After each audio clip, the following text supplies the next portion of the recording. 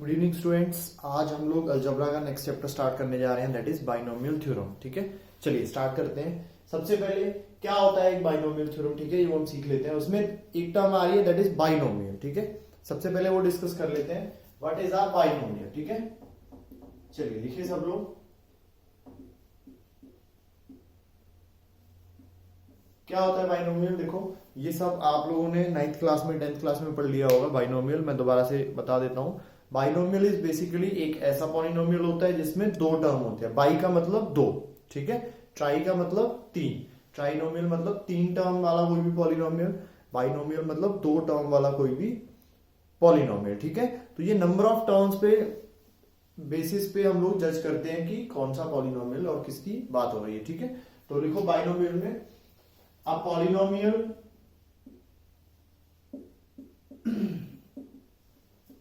with exactly two terms.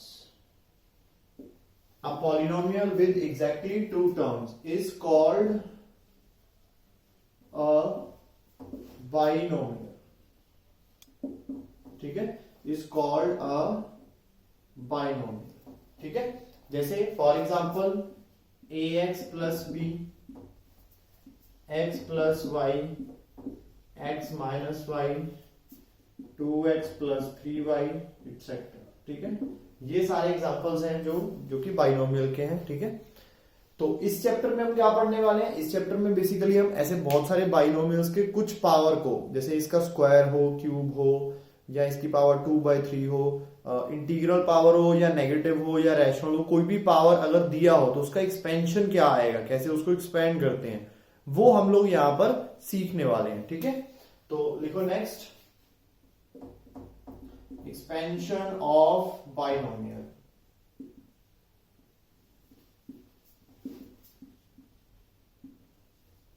With positive integral index. ठीक है, इस expansion of any binomial with positive integral index. ठीक है, कोई भी पॉजिटिव इंटीजर अगर किसी का पावर है तो हम उसको एक्सपेंड कैसे करेंगे वो हम यहां पर सीखेंगे। इस एक्सपेंशन को हम लोग पहले भी कुछ बेसिक लेवल तक कर चुके हैं ऑलरेडी, जिसको हम आइडेंटिटीज का नाम दे देते हैं। ठीक है, जैसे हमने स्क्वायर का एक्सपेंशन किया है, आप सबने इस बाइनोमियल का स्क्वायर सबने पढ़ा हुआ है, this is a binomial A plus B, और स्क्वायर का फॉर्मूला हम लोग याद कर चुके हैं already, it is A square plus 2ab plus B square. ठीक है, ऐसे क्यूब, ये भी फॉर्मूला आप में से बहुतों को याद ही होगा, A cube 3a square B, 3ab square B cube. ठीक है, ऐसे फोर्थ पावर का शायद आप में से किसी को याद हो, कभी अगर आपने यूज किया हो तो, मैंने कभी कभी यूज किया है तो मुझे याद है। So it is 4a cube B, 6a square B square, 4ab cube and then b raise to power 4। ठीक है, 4 तक याद है, 5 तक भी थोड़ा बहुत याद रह जाता है। ठीक है, बट इसके आगे अगर इसकी पावर 10 आ जाए, 12 आ जाए, 20, 30, 100, 1000 कितनी भी आ जाए तो उस एक्सपेंशन को हम याद नहीं कर सकते, और वो एक्सपेंशन होगा भी बहुत बड़ा।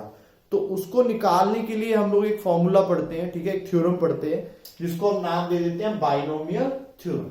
ठीक है, उस फॉर्मूले की हेल्प से हम लोग किसी भी बाइनोमियल को, कितनी भी चाहे उसकी पावर हो, specifically for positive integral index कितना भी हो, तो हम उसको एक्सपेंड कर सकते हैं। ठीक है, चलिए अब लिख लेते हैं क्या होता है बाइनोमियल एक्सपेंशन। ठीक है,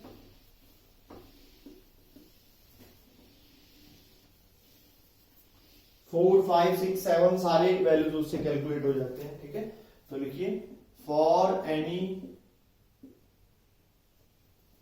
positive integral value of n। ठीक है, इन जनरल हम लोग पावर को n की फॉर्म में लिख लेते हैं। ठीक है, तो एक्सपेंशन जो है, expansion of a plus b raise to power n is given by, ठीक है, it is a plus B raise to power n is equal to, सबसे पहले nc0 a raise to power n b raise to power 0, nc1 a raise to power n minus 1 b raise to power 1, nc2 a raise to power n minus 2 b raise to power 2। ठीक है, अगला term क्या आएगा, nc3 a raise to power n minus 3 b raise to power 3। अगला term आप लोग जज कर सकते हो कि क्या आने वाला है। ठीक है, इट विल बी nc4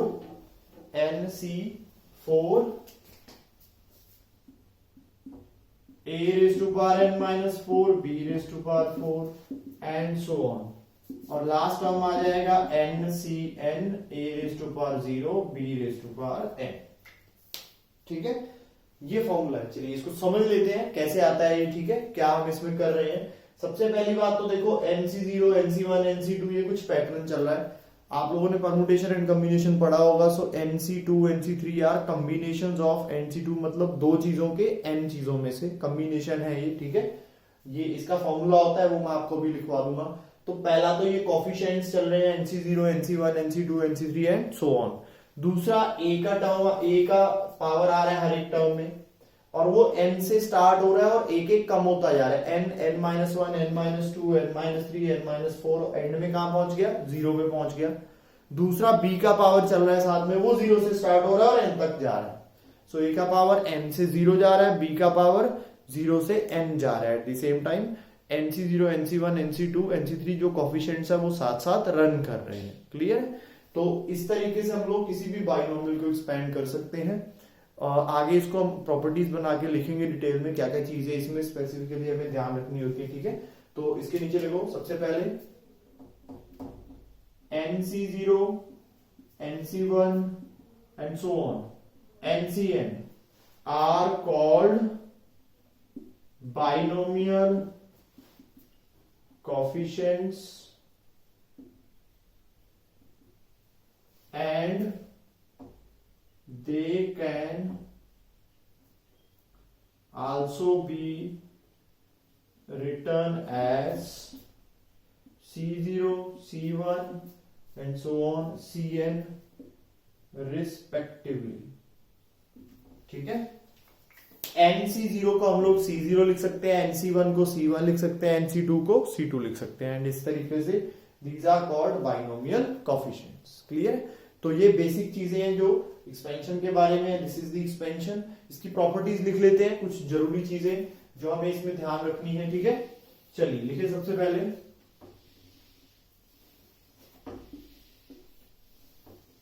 लिखिए properties.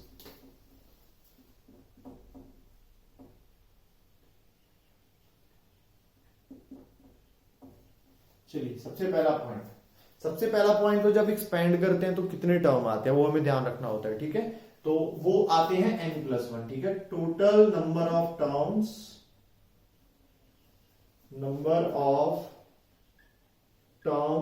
In a plus b raise to power n is n+1। ठीक है, a plus b raise to power n का जो एक्सपेंशन है उसमें टर्म्स n+1 आते हैं। दूसरा, ठीक है, दूसरा nc0 जिसको हम c0 बोलते हैं, nc1 जिसको हम c1 बोलते हैं and so on are called,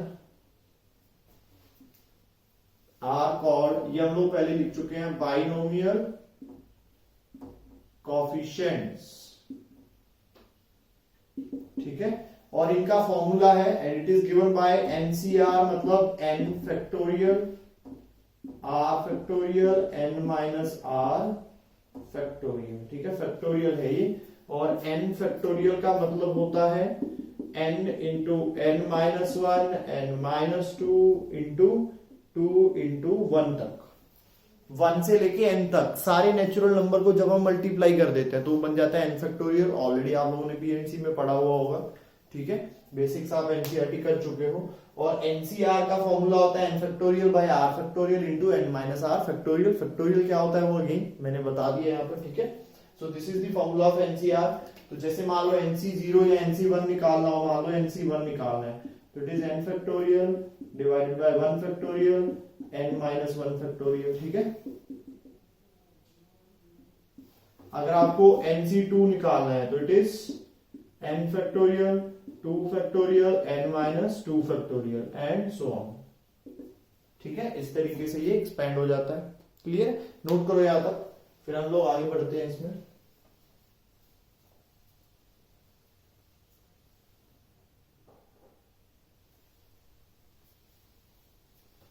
लिख लिया भाई?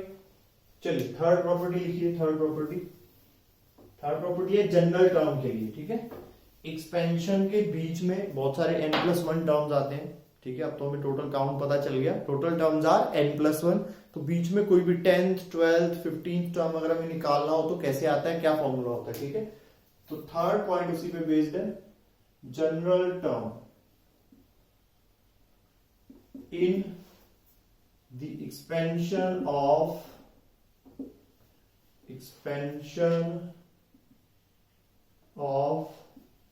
x plus a raised to power n is given by, general term जो है उसको हम लोग TR+1 लिखते हैं, ध्यान रखना है। General term is not TR, it is always TR+1, ठीक है।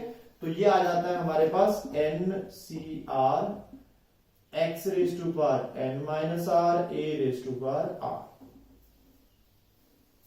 ठीक है। x raise to power n minus r, a raise to power r, ठीक है। इसी में एक इंपॉर्टेंट पॉइंट जो है वो है टोटल एक्सपोनेंट ऑफ वेरिएबल्स। जितने भी वेरिएबल्स, उनका total exponent always remains n, ठीक है। देखो n माइनस आर है और r है, टोटल एक्सपोनेंट अगर ऐड कर दोगे तो r कैंसिल हो जाएगा, ओवरऑल पावर कितनी रह जाएगी, हमेशा n। मतलब स्क्वायर के एक्सपेंशन में हर एक टर्म में टोटल पावर, डिग्री जिसको हम बोलते हैं, वो 2 रहेगी। क्यूब के एक्सपेंशन में आप लोग चेक कर सकते हो, अभी मैंने 2 एग्जांपल लिखवाए थे, स्क्वायर का, क्यूब का, और 4th डिग्री का भी लिखवाया था। इनफैक्ट 4th डिग्री में a plus B raise to power 4 का हर एक टर्म टोटल पावर 4 लेके आ रहा है। a की पावर 4 है या कहीं b की पावर 4 है, a स्क्वायर है तो b स्क्वायर है, टोटल पावर 4 बन गया। a क्यूब है तो b आएगा साथ में, टोटल पावर 4 बन गया, एंड सो ऑन। इस तरीके से पावर मेंटेन हो जाती है, 4 है तो 4 रहती है, 3 है तो 3 रहती है। Clear? So this is the third property, note it down.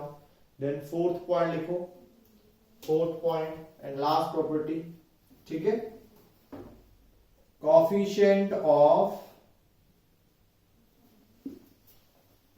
equidistant terms, coefficient of equidistant terms from starting and from end are always equal, ठीक है। स्टार्टिंग से कोई भी कोएफिशिएंट निकालते हैं और एंड से निकालते हैं तो वो दोनों हमेशा आपस में क्या रहते हैं, इक्वल रहते हैं, ठीक है। जैसे NC0 हमेशा NCN के साथ इक्वल रहेगा, ठीक है।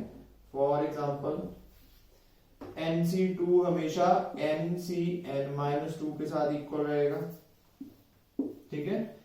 NC5 हमेशा NCN-5 के साथ इक्वल रहेगा, ठीक है। स्टार्टिंग से 5th, लास्ट से 5th, स्टार्टिंग से 10th, लास्ट से 10th, these coefficients are always going to be equal, ठीक है।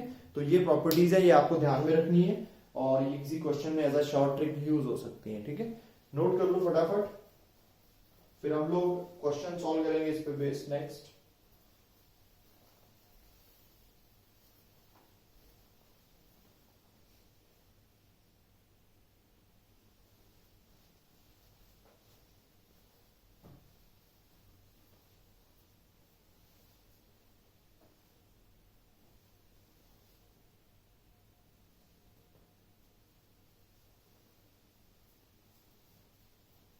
लिखिए भाई, चलिए क्वेश्चन लिखिए। फर्स्ट क्वेश्चन,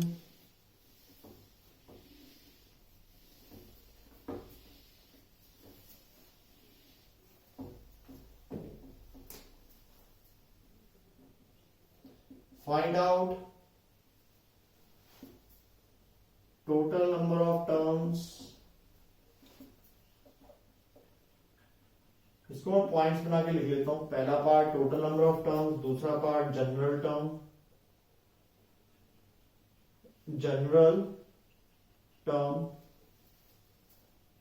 तीसरा पार्ट थर्ड टर्म एंड चौथा part term independent of X. ठीक है, in the expansion of x plus 1/x raise to power 10। ठीक है, तो ये आपको फाइंड आउट करना है। करिए एक बार इसको ट्राई करिए, देन आई विल सॉल्व।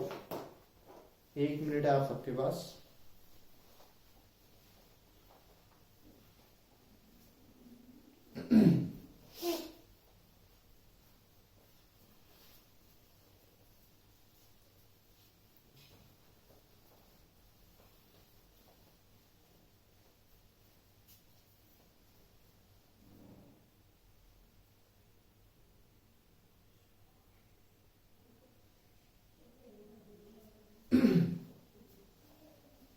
हो गया भाई, चलिए मैं कर देता हूं सॉल्व। अगला क्वेश्चन आपके लिए होमवर्क होगा, वो भी आपको सॉल्व करना है। अगर कोई डाउट आ रहा है तो आप लोग चेक कर लेना, अगर हो गया तो बहुत अच्छी बात है। ठीक है, सबसे पहला काम total number of terms find out करना है। तो टोटल नंबर ऑफ टर्म्स कितने होते हैं, n+1। n का वैल्यू कितना है 10, तो टोटल टर्म्स कितने आ रहे हैं 11। ठीक है, सेकंड पार्ट क्या है हमारे पास, जनरल टर्म फाइंड करना, tr+1 that will be NCR x raise to power n minus R a raise to power r। ये फॉर्मूला था हमारे पास। n x a का वैल्यू पुट कर देते हैं। n का वैल्यू है 10 cr, x की बजाय xcr है, 10 माइनस r, a की बजाय 1/xr है, पावर r। ठीक है, so this becomes the general term. आप चाहो तो x को मिक्स कर सकते हो यहां पर, तो ये आ जाएगा हमारे पास 10cr x की पावर 10 माइनस 2r। ध्यान से देखो, ये x की पावर r नीचे है, तो ऊपर जाके क्या हो जाएगा माइनस r, और एक माइनस r पहले ही आ रहा है, तो टोटल -2r आ चुका है यहां पर। क्लियर है अभी सबको। थर्ड पार्ट क्या फाइंड करना है हमें, थर्ड टर्म। अब ध्यान से देखो, थर्ड टर्म का मतलब r का वैल्यू 3 नहीं होता, ये आपको ध्यान रखना है।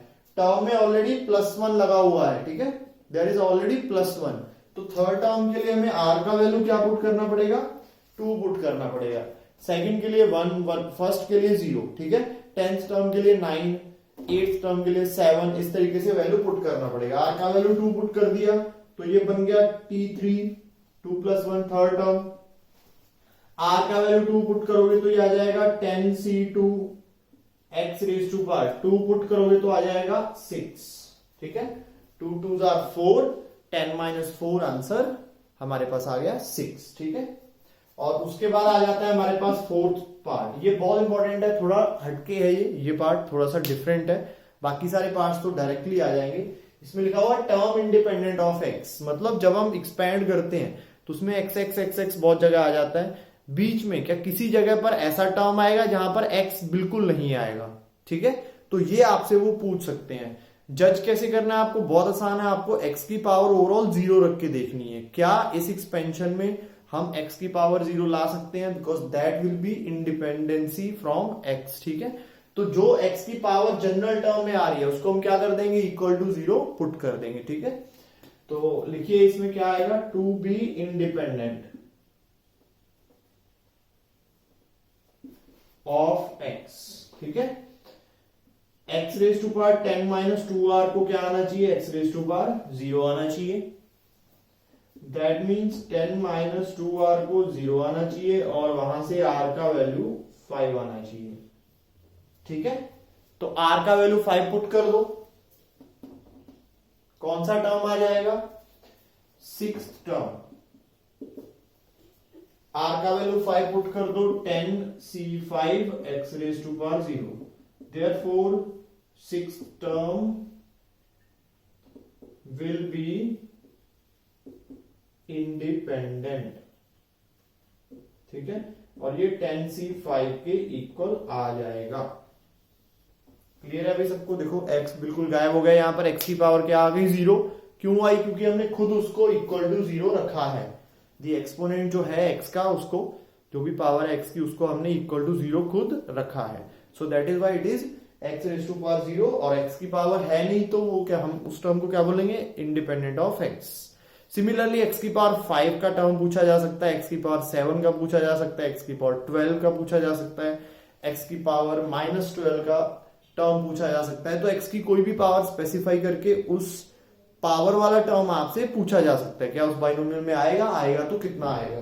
तो करना क्या है, आपको जनरल टर्म निकालना है और उसमें x की जो भी पावर आई है, ओवरऑल पावर आप कैलकुलेट कर लो, x को इकट्ठा कर लो एक जगह पर, उस पावर को equal to the given power रख दो जो क्वेश्चन में आपको पूछी गई है। तो उससे आपको पता चल जाएगा कि क्या वो पावर बन सकती है या नहीं बन सकती है। ठीक है, इसको नोट करो फटाफट, then I will write down the home assignment.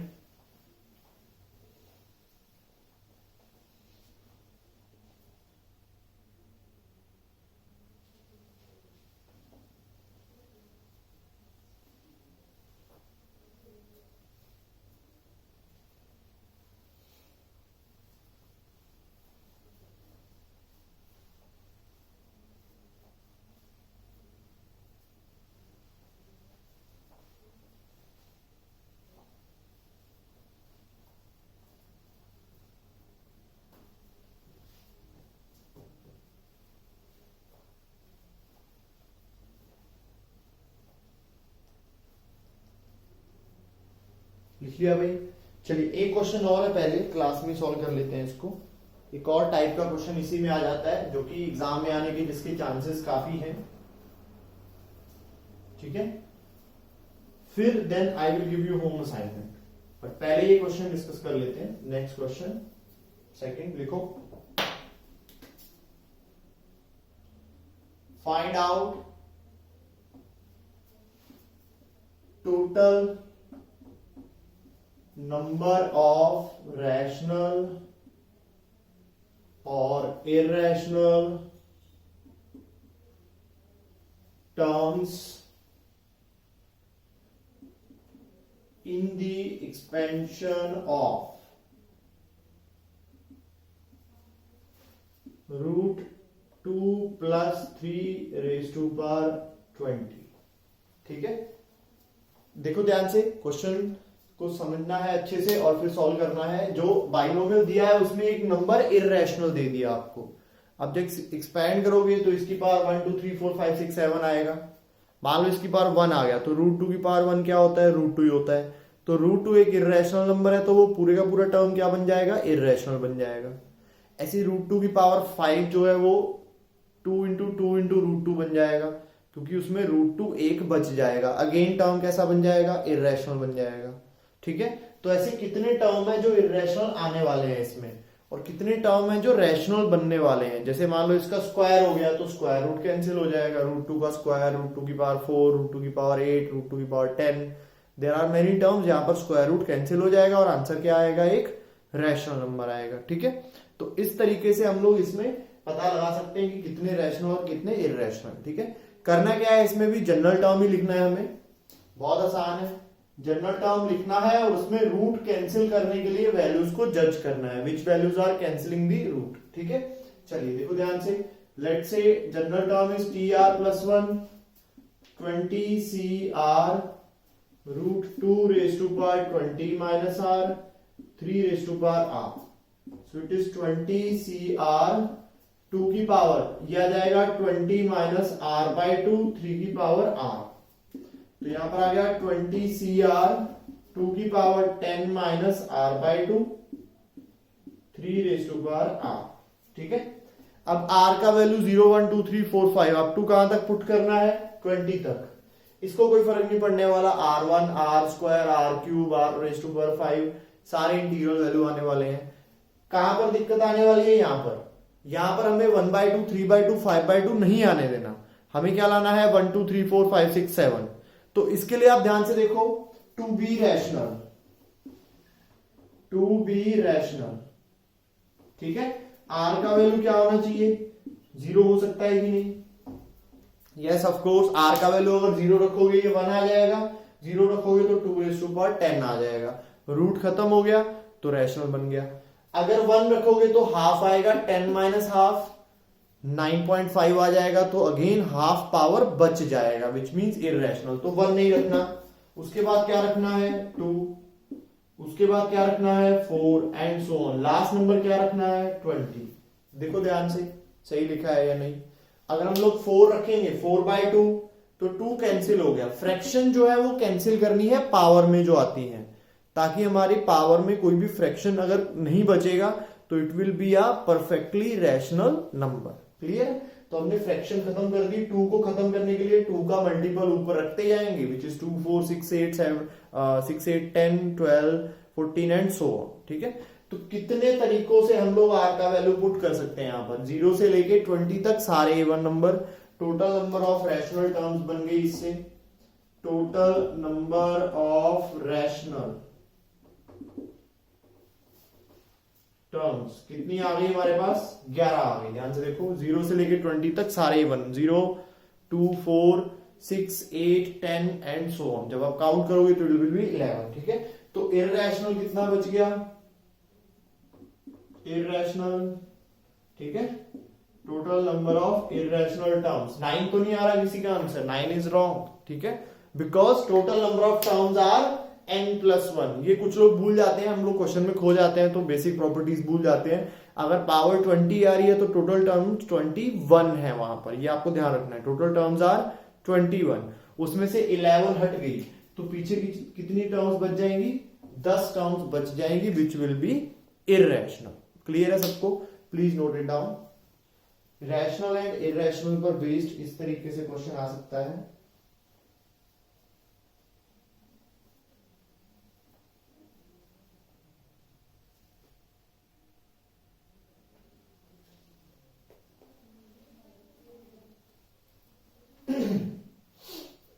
जल्दी से इसको नोट करिए, then I will write down the home assignment.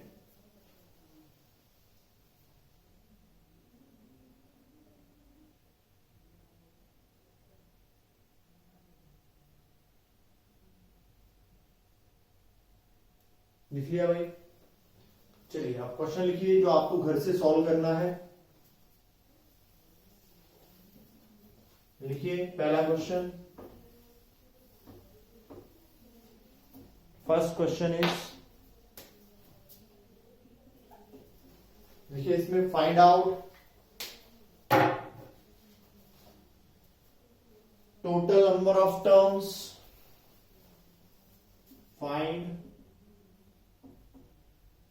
Total number of terms, third term, fifth term, general term and term independent of x in the expansion of x square plus 1 by x raised to power 9। ठीक है, x square plus 1 by x raised to power 9। ठीक है, तो इसमें आपको total number of terms कितनी आएगी जब एक्सपैंड करेंगे।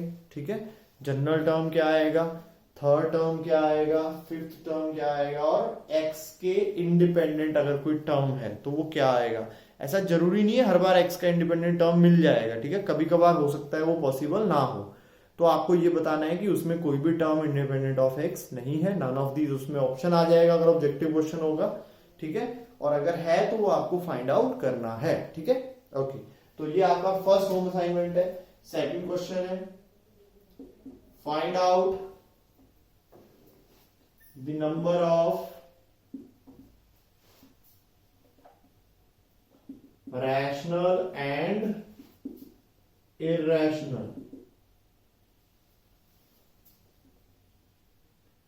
Terms in the expansion of root 3 plus 5 raised to power 1 by 8, 5 का 8th root, 5 raise to power 1/8 raise to power 256, ठीक है। 3 raise to power 1/2, 5 raise to power 1/8 और पूरे का पावर 256 है। इसमें रैशनल और इरेशनल टर्म्स कितने हैं ये आपको पता लगाना है अगर हम इसको, इस बाइनोमियल को एक्सपेंड करेंगे। ठीक है बच्चों, इसको लिख लो फटाफट, then I will write down the next topic. हम लोग स्टार्ट करते हैं। ये दोनों क्वेश्चन आपको घर पे सॉल्व करके सेंड करने हैं।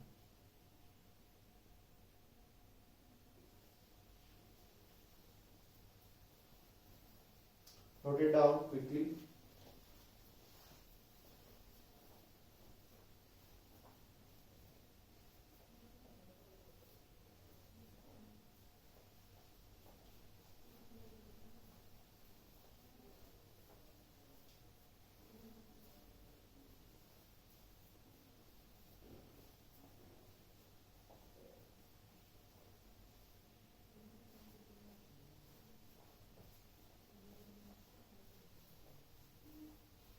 लिख लिया भाई? चलिए आगे बढ़ते हैं नेक्स्ट टॉपिक पे, विच इज मिडल टर्म, है ना। मिडल टर्म मतलब सबसे बीच में जो आने वाला टर्म है, एकदम बीच में एक्सपेंशन में आएगा, NC0 से NCN तक जब जाएंगे बीच में क्या आएगा और वो कैसे कैलकुलेट होता है वो हम पता लगाएंगे इसमें। तो लिखो next middle term.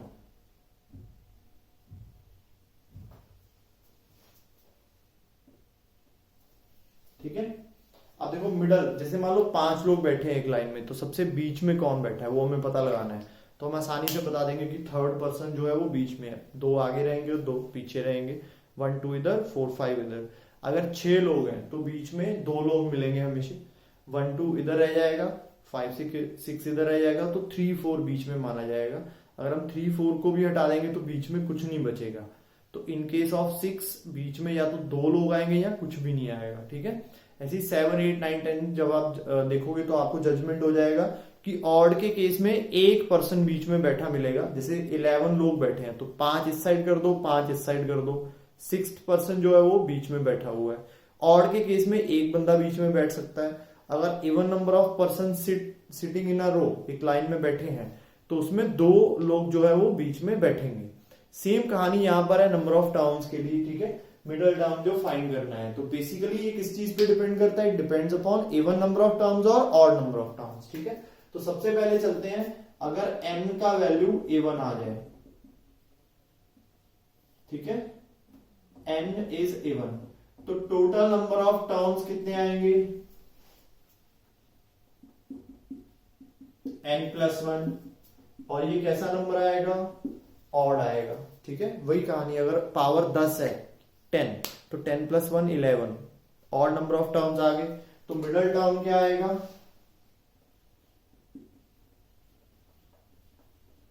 Middle term क्या बनेगा? 10/2, इवन है तो 2 से डिवाइड हो जाएगा।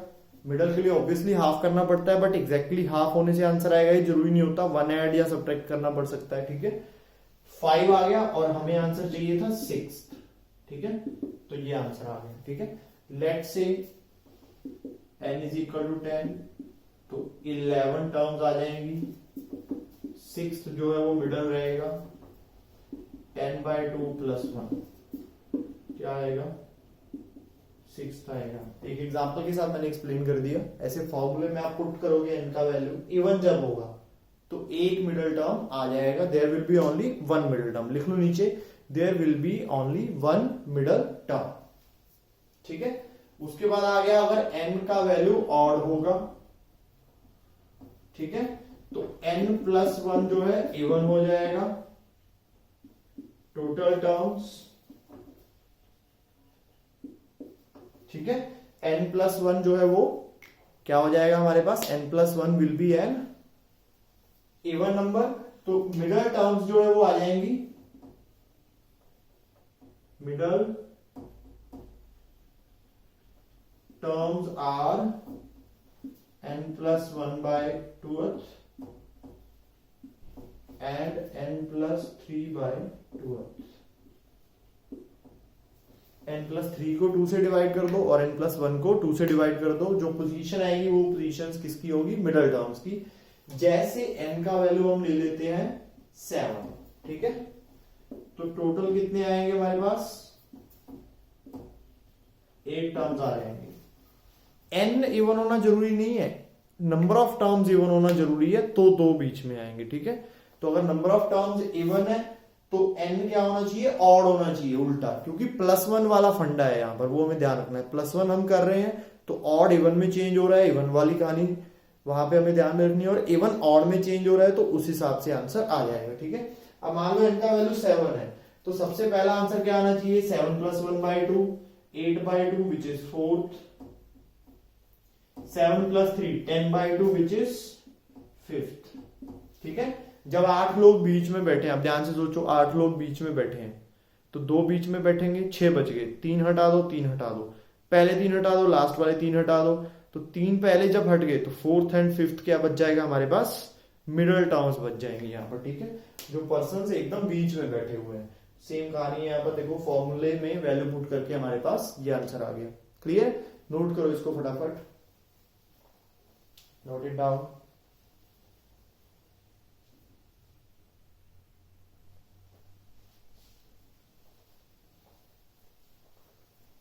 इसके बाद 4th टर्म अगर निकालना है तो वही जनरल टर्म वाला फॉर्मूला है, T4 में, मतलब r+1 को 4 मान लो तो r का वैल्यू 3 आ जाएगा। जनरल टर्म अगर आपको 6th टर्म निकालना है तो r का वैल्यू 5 मान के TR+1 से आप लोग आगे इसको कैलकुलेट भी कर सकते हो, ठीक है। तो ये सिर्फ पोजीशन हमने निकाली है, पोजीशन कैलकुलेट करना सीखा है कि 10 में से 5 और 6 मानना है, 12 में से 6 और 7 आंसर होना चाहिए, एंड सो, ठीक है। तो उसके बाद उनको आगे कैलकुलेट कैसे करना है उसका हम फॉर्मूला ऑलरेडी जनरल टर्म की फॉर्म में कर चुके हैं। इसमें मैं 1-2 क्वेश्चन दूंगा, होम असाइनमेंट के लिए दूंगा, क्योंकि कैलकुलेट करना ज्यादा मुश्किल नहीं है। अब चलते हैं नेक्स्ट टॉपिक पे। सबने नोट कर लिया भाई, फटाफट नोट कर लो इसको,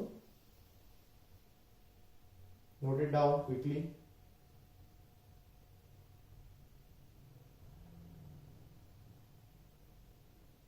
ठीक है, लिख लिया होगा भाई सबने। अब चलते हैं नेक्स्ट टॉपिक पे, that is greatest term, greatest term,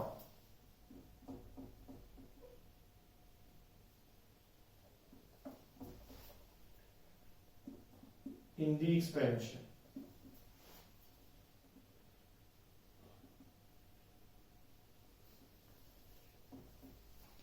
ठीक है, greatest term in the expansion। आप देखो ध्यान से, जब भी हम लोग एक्सपेंड करते हैं तो हमारे पास अलग अलग टर्म्स आ जाती हैं, जैसे फर्स्ट टर्म आ गया, सेकंड टर्म आ गया, ऐसे चलते चलते जनरल टर्म आ जाएगा, बीच में TR-1 TR आ जाएगा, TR+1 आ जाएगा, TR+2 आ जाएगा, और बढ़ते बढ़ते हम लोग कहां पहुंच जाएंगे, TN पे पहुंच जाएंगे। अब इसमें मान लो TR जो है वो सबसे बड़ा टर्म है, ग्रेटेस्ट मतलब जिसका वैल्यू सबसे ज्यादा आ रहा हो, ठीक है। अगर हम उसको कैलकुलेट करें और उसका वैल्यू हमारे पास क्या आ जाए, बाकी टर्म से जो उसके नेबरिंग या आसपास कोई भी टर्म है उनसे ज्यादा हो, ठीक है। तो लेट अस से कि TR is the greatest term, let TR is greatest term, ठीक है। तो बाइनोमियल में एक बहुत अच्छी चीज है जो हमारी इस क्वेश्चन को सॉल्व करने में हेल्प करेगी, वो ये है कि ग्रेटेस्ट टर्म के आसपास एक सिमिलर पैटर्न में टर्म्स होती हैं, ठीक है। मान लो TR हमारा सबसे बड़ा टर्म है, तो TR के उस साइड जो टर्म है TR+1 वो इससे छोटा होगा, उस साइड जो टर्म है TR+2 वो इससे छोटा होगा। तो आगे जब हम बढ़ते जाएंगे तो टर्म्स उससे छोटे होते जाएंगे। मान लो 10th टर्म ग्रेटेस्ट है तो 11 और छोटा हो जाएगा, 12 और छोटा हो जाएगा, 13th और छोटा हो जाएगा, एंड सो ऑन। अगर 10th ग्रेटेस्ट है तो 9th भी छोटा होगा, 8th उससे भी छोटा होगा, 7th उससे भी छोटा होगा। ऐसा कभी भी नहीं होगा कि एक बार छोटा हो गया फिर बढ़ गया, फिर छोटा हो गया फिर टर्म बढ़ गया, ऐसा बाइनोमियल में कभी भी नहीं होता, ठीक है। सो this is what helps us in solving this question. तो क्लियर, अगर TR बड़ा है तो वो TR-1 से भी बड़ा और ये पैटर्न फॉलो होगा, और इस साइड ये पैटर्न फॉलो होगा। अब अगर एक ही पैटर्न आगे फॉलो हो रहा है तो सबको तो देखने की जरूरत नहीं है, हमें क्या देखना है, हमें TR को TR+1 के साथ और TR को TR-1 के साथ देख के जज करना है। TR को TR+1 के साथ कंपेयर करना है और TR को TR-1 के साथ कंपेयर करना है। So therefore we will solve 2 equations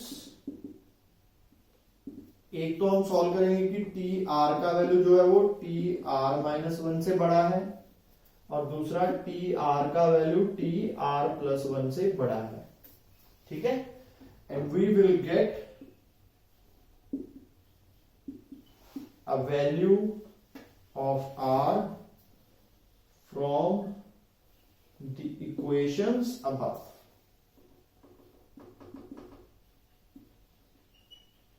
ठीक है, जब इस इक्वेशन को सॉल्व करेंगे, इसको सॉल्व करेंगे, तो दोनों का कॉमन आंसर हमें लेना है। ठीक है, दोनों कंडीशन सेटिस्फाई होना जरूरी है।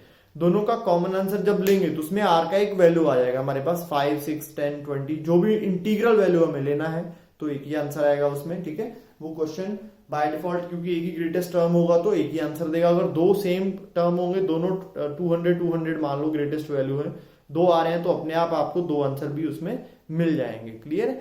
तो इस तरीके से आपको आर का आंसर मिल जाएगा। और आर का आंसर मान लो 10 मिला है तो 10th टर्म ग्रेटेस्ट है, 20 मिला है तो 20th टर्म ग्रेटेस्ट है। प्लीज रिमेंबर, यहाँ पर हम लोग टर्म को टी आर मान के चल रहे हैं, जनरल टर्म नहीं ले रहे T R +1, we are taking T R as our term.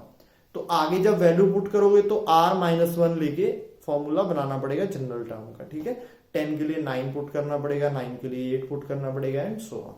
So this is how we solve the question based upon greatest term. ठीक है, चलिए इसको नोट कर लीजिए। अब मैं आपको होम असाइनमेंट दे देता हूं, क्योंकि बहुत बेसिक है, बहुत बेसिक इनइक्वालिटी सॉल्व करनी है। ऐसी मिडिल टर्म वाला क्वेश्चन भी बहुत बेसिक है, तो it will be a home assignment for all of you.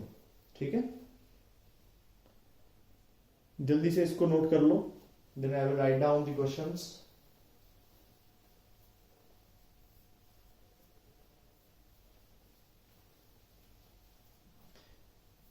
I hope आप सबको क्लियर हो गया होगा कि टर्म की वैल्यू ग्रेटेस्ट या लीस्ट जो भी है वो एक पैटर्न में रन करती है। अगर एक टर्म सबसे बड़ा आ गया तो वो इससे बड़ा होगा, वो इससे बड़ा होगा, वो इससे बड़ा होगा इस साइड, वो इससे बड़ा होगा, वो इससे बड़ा होगा। तो एक डिक्रीजिंग ऑर्डर में और इस साइड भी एक डिक्रीजिंग ऑर्डर में आगे टर्म्स और पीछे भी टर्म्स हमें मिल जाते हैं। So we need the comparison with only 2 neighbouring terms, R का r+1 के साथ और r-1 के साथ। लिख लिया भाई सबने? चलिए इसको अब मिटा देता हूं मैं, फिर आगे बढ़ते हैं। क्वेश्चंस में लिखवा देता हूं आप लोगों को। चलिए क्वेश्चंस लिखिए भाई। पहला क्वेश्चन लिखिए, find out middle terms in the following expansions. In the following expansions. ठीक है, पहला है 3x + 2y raise to power 10। दूसरा है x² + 1/x raise to power 11। तीसरा है x - a raise to power 7। चौथा है x - 2y raise to power 12। 4 binomials आपको दिए गए हैं, तो चारों में आपको मिडल टर्म्स फाइंड आउट करने हैं। ठीक है, नेक्स्ट चलते हैं हम लोग सेकंड क्वेश्चन पे। Find greatest term in the expansion of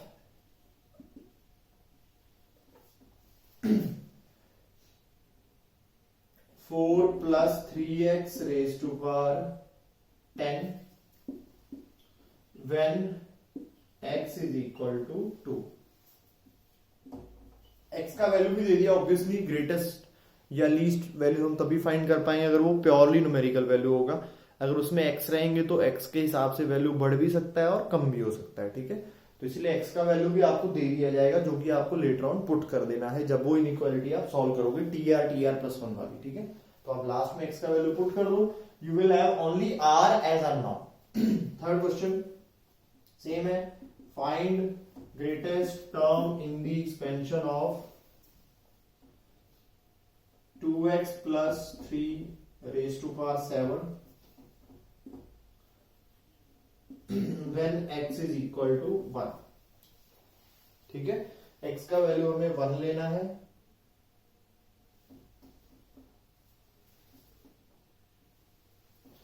और 2x प्लस 3⁻⁷ के लिए ग्रेटेस्ट वैल्यू जो है वो आपको फाइंड आउट करना है। ठीक है भाई, नोट कर लो फटाफट।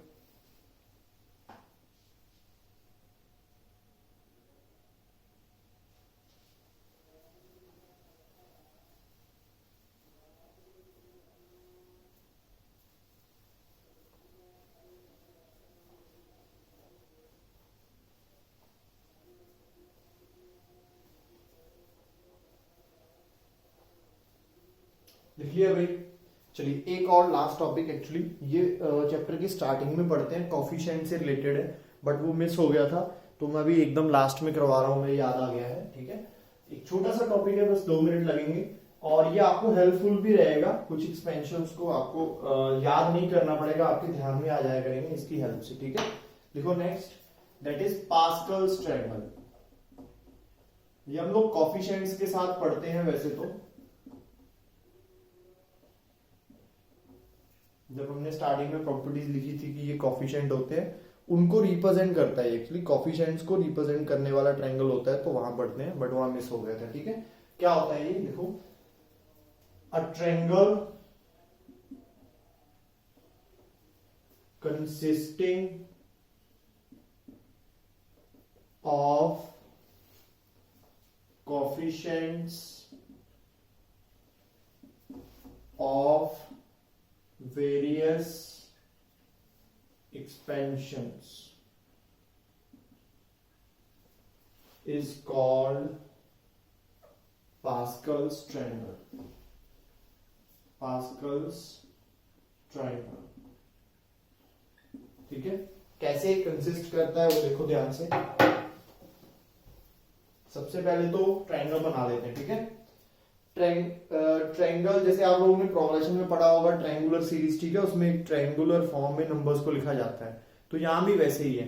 अब वो ट्रायंगल की जो साइड्स है वहां पर हमें क्या रखना है, 1 रखना है। ट्रायंगुलर फॉर्म में नंबर्स को लिखना है, बट जो इन दोनों साइड्स के ऊपर हमेशा 1 1 1 1 1 1 लिखते जाएंगे, और बीच में फिल करने के लिए एक पर्टिकुलर शॉर्टकट या प्रॉपर्टी हम कह सकते हैं यूज करते हैं। पहली रो में एक ही नंबर आएगा, दूसरी में 2 नंबर आएंगे, तीसरी में 3 नंबर आएंगे, चौथी में 4 नंबर आएंगे। तो ये जो साइड वाले हैं ये तो 1 1 1 रहने वाले हैं दोनों साइड। बीच में जो नंबर फिल होता है कोई भी नंबर, वो कैसे फाइंड आउट होता है, उसके दोनों ऊपर वाले नंबर को ऐड करके बीच वाला नंबर बन जाता है। ठीक है, अब देखो जैसे ये 1 + 1 क्या आएगा, 2 आएगा। ठीक है, 1 + 2 3, 2 + 1 3 आ गया। ठीक है, ऐसे 1 + 3 जो है वो आ जाएगा 4, 3 + 3 आ जाएगा 6, 3 + 1 आ जाएगा 4, और साइड पे नंबर जो आएगा वो क्या आएगा, 1 आएगा। ठीक है, अगली रो में अगर हम चलेंगे तो फिर से इसमें 1 आ जाएगा, 1 + 4 5 आ जाएगा, 4 + 6 10, 6 + 4 10, 4 + 1 5, and last number will also be 5, sorry 1, क्योंकि लास्ट नंबर तो हमेशा 1 रहना है, फर्स्ट नंबर भी हमेशा 1 रहना है। इस तरीके से हम चलते जाएंगे। तो ये 1 आ गया, अगले रो में 1 1, देन 1 2 1, 1 3 3 1, 1 4 6 4 1, 1 5 10 5 1, एंड सो ऑन। आगे हम इनको ऐड करेंगे तो 6 15 20 15 6 1 1 आ जाएगा। ये इस तरीके से नंबर्स हमारे पास ट्रायंगल में आ जाते हैं, और इस ट्रायंगल को हम जो इस प्रॉपर्टी से बनता है उसको हम बोलते हैं पास्कल ट्रायंगल। अब ध्यान से देखो क्या है ये नंबर्स। ये जो नंबर है ये कॉफिशिएंट्स हैं x + a⁻0 के। क्या आंसर आएगा, 1 आएगा। तो ये रहा वो नंबर। ये जो कॉफिशिएंट्स हैं they are coefficients of x + a⁻1। x + a ही बचेगा, जब पावर 1 के साथ एक्सपेंड करोगे तो आंसर x + a बचेगा। x का कॉफिशिएंट 1, a का coefficient 1, so these are the coefficients. जब हम स्क्वायर को एक्सपेंड करेंगे तो ये वाले कॉफिशिएंट आते हैं, देखो ध्यान से, x² आता है, 2xa आएगा और a² आएगा। Coefficient 1, coefficient 2, coefficient 1, so it is 1 to 1 आ जाता है यहाँ पर। सिमिलरली फिर हमारे पास आ जाता है क्यूब, x + a³ तो वो आ जाता है x cube plus 3x² plus 3xa² plus a³ coefficient क्या है यहाँ पर 1 3 3 1, वो यहाँ पे देखो पास्कल ट्रायंगल बता रहा है 1 3 3 1। सिमिलरली एंड सो ऑन, हम चलते जाएंगे और आगे जाके हम किसी के भी कोफिशिएंट निकाल सकते हैं क्विकली। अगर सिर्फ कोफिशिएंट निकालने हो तो we can draw the Pascal triangle. Draw करने से क्या होता है, जब आप जैसे मान लो प्रैक्टिस में 1-2 बार ड्रॉ कर लोगे तो आपको 6-7 लेवल तक तो याद ही हो जाएगा, इसका पिक्चर दिमाग में बैठ जाता है, ठीक है। और इसको जज करना बहुत आसान है, आपको लिख के नहीं देखना पड़ेगा। कितने कोफिशिएंट है ये 5, तो कितनी पावर के हैं 4 के। कितने कोफिशिएंट है 7, कितनी पावर के हैं 6 के। क्योंकि जितने कोफिशिएंट है उतनी टर्म है, तो अगर 7 टर्म है तो इंडेक्स क्या रहा होगा 6 रहा होगा, क्योंकि n+1 वाली प्रॉपर्टी याद है सबको। सो it is n to n+1। तो अगर 6 टर्म है तो 7 कोफिशिएंट आएंगे, 3 अगर पावर है तो 4 कोफिशिएंट आएंगे वहां पर। So it depends upon index. तो ये 4 कोफिशिएंट आ रहे हैं, ये बता रहे हैं कि पावर 3 रहने वाली है। 3 कोफिशिएंट आ रहे हैं तो ये बता रहा है कि पावर 2 रहने वाली है। तो आपको जल्दी से जज हो जाएगा कि 5 कोफिशिएंट कौन से होते हैं 1 4 6 4 1, ऐसे अपने आप ग्रुपिंग बन जाएगी और याद हो जाएंगे। 1 4 6 4 1 4 पावर के एक्सपेंशन में आते हैं, 1 5 10 5 1 5 पावर के एक्सपेंशन में आते हैं, and so clear. So this is how pascal triangle works, ठीक है। और ये हमें क्या करके देती है, this helps in calculating coefficients quickly. It basically consist of coefficients only. बनता कैसे है, इन शॉर्ट अगर बनाना हो, write down 1 all along the sides, जो साइड में है हमारे पास, बीच में जो एलिमेंट्स फिल करने हैं, ऊपर वाले 2 एलिमेंट का सम लो और उनको ऐड करके नीचे लिख दो, 2 एलिमेंट का सम लो ऐड करके नीचे लिख दो, एंड सो ऑन। इस तरीके से हमारे पास बीच वाले सारे एलिमेंट्स फिल होते जाएंगे, ठीक है। तो आई होप आज का लेक्चर आप सबको अच्छे से समझ में आया होगा। फिर भी अगर आपको किसी को डाउट हो तो आप नीचे दिए गए नंबर या ईमेल आईडी पर मैसेज कर सकते हो, दोबारा पूछ सकते हो। कोई भी टॉपिक दोबारा पढ़ना हो तो वो भी आप लिख के भेज सकते हो, ठीक है। So I will explain again. Okay, thank you.